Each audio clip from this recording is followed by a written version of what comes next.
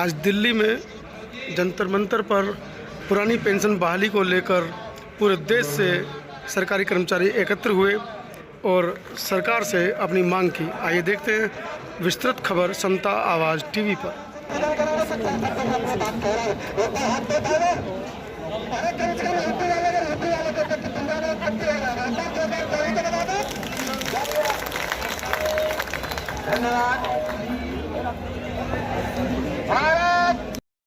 जंतर मंतर पर अखिल भारतीय पुरानी पेंशन बहाली को लेकर संयुक्त मोर्चा निकाला गया है, जिसमें सरकार को घेरने की कोशिश की जा रही है। कुछ लोगों से बातें करेंगे, किस तरह का ये आंदोलन है, किस तरह का प्रोटेस्ट है।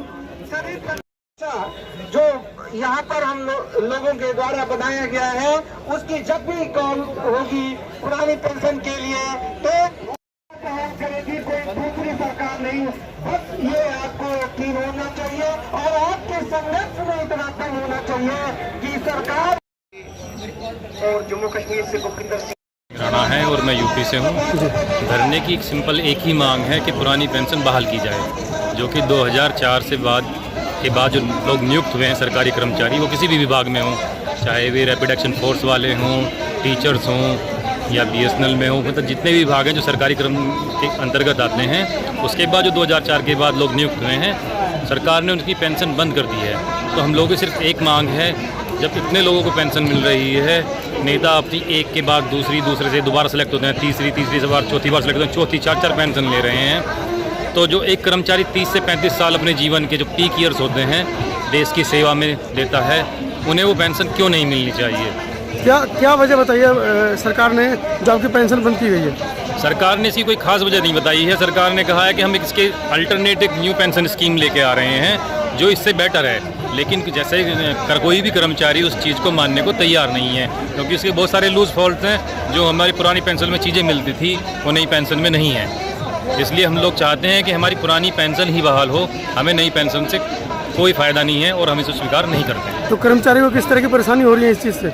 ये बहुत तरह की परेशानी हो, जैसे अगर आप देखेंगे जैसे कि इसमें कई सारी चीज़ें हैं। अब जो आदमी ये मान लीजिए कि जब लास्ट तक पीक तक पहुंचता है तो उसकी सैलरी करीबन, अगर मिनिमम पे स्केल वाले की बात करें तो उसकी सैलरी भी 50,000 के आसपास होती है, जिसमें उसका घर बार पालन पोषण चल रहा है। लेकिन जब वो रिटायर होता है न्यू पेंशन स्कीम के अंतर्गत, तो उसकी जो पेंशन होती है वो कहीं 700-800 रुपये, कहीं 1200 रुपये इसके आसपास जाके पहुंच पाती है। तो आप खुद सोचिए कि जिसके घर में पर मंथ 60-70 हज़ार रुपये जा रहे हैं और उसके बाद उसे 1000-1500 रुपये मिले, तो वो कैसे अपना जीवन यापन करेगा? इतने में तो कहीं एक आदमी अगर कहीं जाना हो किराए में लग जाते हैं। किस तरह की अपील करेंगे या चेतावनी देंगे सरकार को? हम लोग पहले सरकार से जो है अपील करना चाहते हैं कि जितने लोग आए हैं इन सब की आवाज़ सुने और पुरानी पेंशन बहाल करें।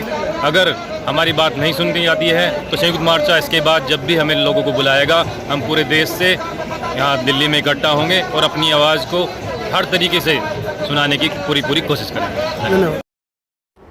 सब्सक्राइब करें आपके अपने चैनल समता आवाज़ टीवी को, बेल आइकन दबाना ना भूलें सबसे पहले हमारी वीडियो देखने